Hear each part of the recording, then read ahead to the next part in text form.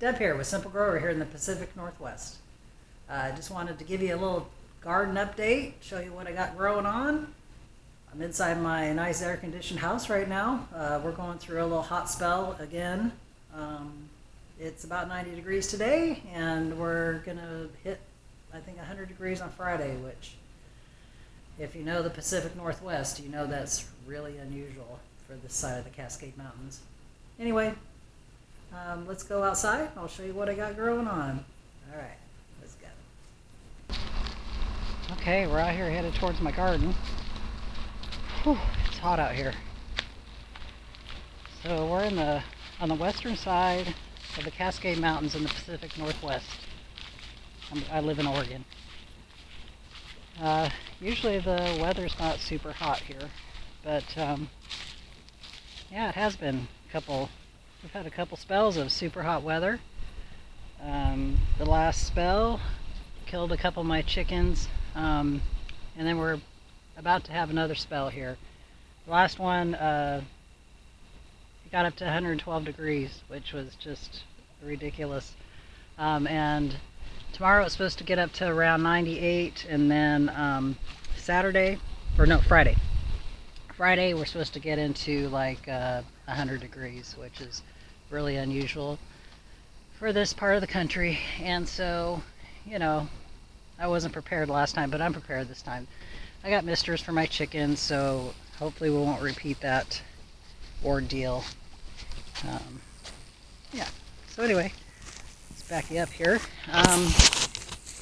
Going to take you inside here. That is my bean trellis that I made out of cattle panels.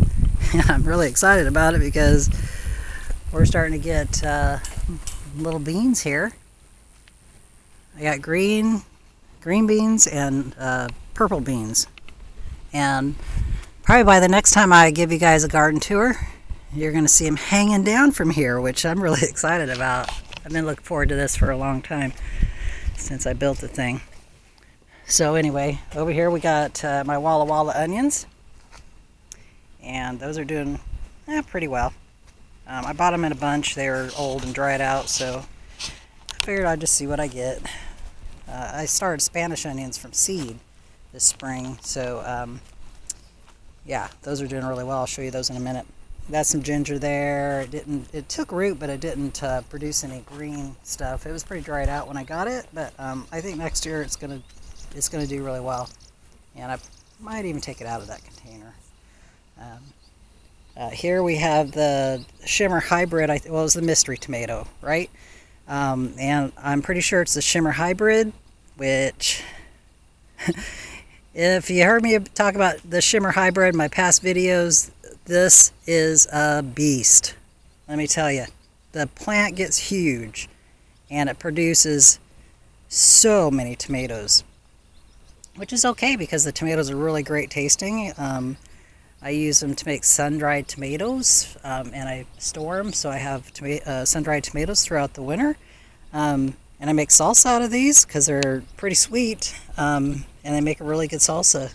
So I have another plant up yonder there of the Shimmer Hybrid, so I really don't need two of them. I'm still on the fence about that one. But yeah, so got some beets here in several stages. They're doing well.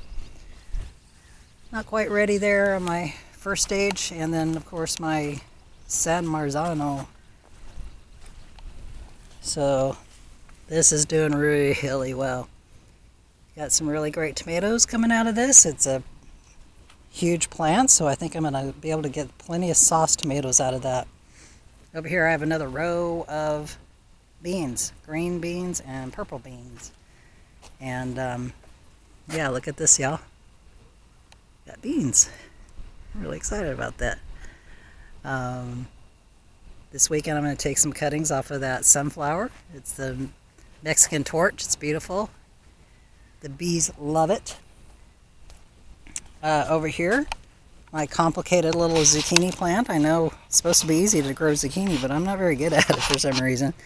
But this one is doing okay now because I did things to this galvanized pail. It wasn't draining well, and so I put more holes and lifted it up and blah blah blah. And now it's doing a lot better. And then over here, my peppers. Oh my God, I'm so really, there's so many things I'm proud of here in my garden, but I love these. So the Ajvarski, I think that's how you say it. There's the tag, if you can see that. Ajvarski, Ajvarski. I love this pepper. It's a really nice sized red pepper, and it's really great for roasting. And I plan to use as many as I can. I use them in the salsa, and this year I'm going to use every one of them, and I'm going to cut them up and freeze them. So I have them throughout the winter. And look, I have one turning red right now. So, and these, oh, look at that. That got a little damaged. Oh, there's a hole in it. Oh no. Maybe I'll pick that this weekend. It probably got crushed by this cage. I mean, because look at all the peppers on this little teeny weeny plant, and it's inside of a tomato cage, and it just, I mean, totally outgrew it. Didn't even know it was really outgrowing it, but it did. And this shishito, look y'all, loaded. I've already picked one round off of this shishito pepper, and I'm going to pickle those and try to make kind of like a pepperoncini pepper, you know what I'm saying? So make some that are mild and put some peppers in one and make it spicy. Have some cucumbers back there, have some other peppers here, some pizza peppers and some sweet long peppers, doing well. They're loaded. This is another galvanized pail that I had, and it's supposed to be producing yellow peppers, but so far nothing's doing really well. The blossoms are dying. So we'll see if my fix is going to fix this one, but if it doesn't, I've already gotten a couple of yellow squash. So, you know, I'd like to get more, but if I don't, then that's the way it goes. Live and learn on that one. Right here we have a row of cucumbers, and I've harvested a ton of cucumbers off of here already. And this is the straight 8 cucumber. Got a couple of silly growing, funny looking ones growing there. I like this straight 8. My chickens eat about a cucumber a day. When it's hot like this, I try to give them more. And this is the backside of my tomatoes here. It's hard, and you really need to back up to see this, but they're really doing well. And look, my pole cherry, which I've never grown a pole cherry, so this is my first one and my first experience with it. But look, got a red one. I think I'm going to be able to pick that in a couple days. I want to get it good and ripe. And then over here, got the beefsteak. Had a few struggles there, lots of heat, but I'm about to harvest some tomatoes. It's also a beefsteak, but bring it around here to the front of the tomatoes. Yeah, baby, look at that. That's one of the early girls, and I'll be harvesting that tomorrow. I'm going to be picking that and having a tomato sandwich. And the Spanish onions I was telling you guys about that I started from seed. That's the way to do onions, y'all. If you're gonna grow them, start them from seed. Look, here's one that was, this is a Walla Walla here, and that was just from a bunch that got all dried out. But look, this is the one that this is the Spanish onion that I started from seed. Look at that. It's so gorgeous. And then, you know, it's not the only one. Look at all those. Doing really well.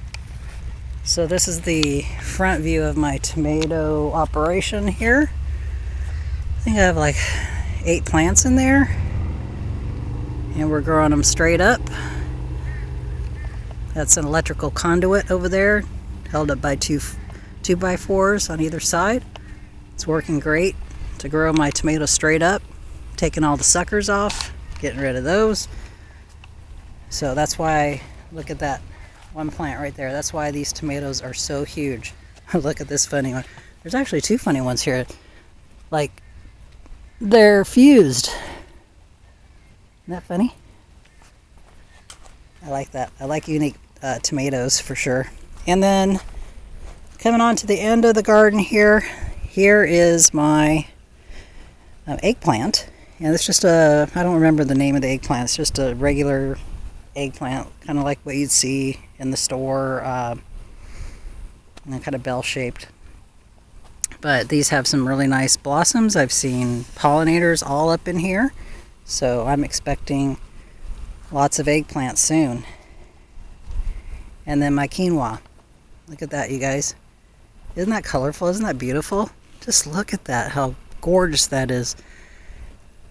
And so I'm waiting for the leaves to fall off of that. I've never harvested quinoa, but I read that you wait till the leaves all fall off, the green leaves, and then you put it in a bag and beat the hell out of it. And then apparently the seeds separate from the husk or something like that. Yeah, I'm looking forward to that, taking out a little bit of aggression. Anywho, last but not least, here's the other side of my trellis, and look at that. They're just, these beans are going to town with all this hot weather. Just got to keep stuff good and watered. I think that was Henry that said hello in the background. And then here's some more Walla Walla onions. And there's Rue. Rue says hi.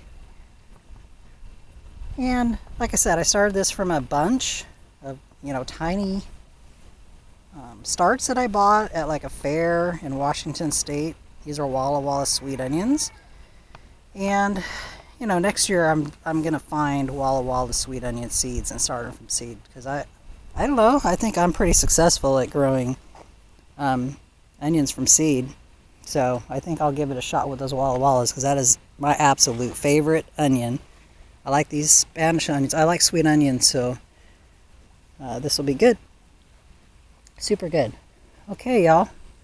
Well, it's another gorgeous day here in the Pacific Northwest. It's hot, but I'm not going to complain too much because I'm prepared for it this time. Anyway, y'all take care, and I'll see you on the next one. Oh, by the way, hey, if you like the video, subscribe, hit the thumbs up. It really helps me out. But also, I just got back from a fishing trip, and I'm going to be posting some video on my fishing trip, which you really shouldn't miss, because I caught a big fish. I caught a big fish. Okay, y'all. I'll see you on the next one. Till then, this is Deb with Simple Grower. Take good care and God bless. Bye.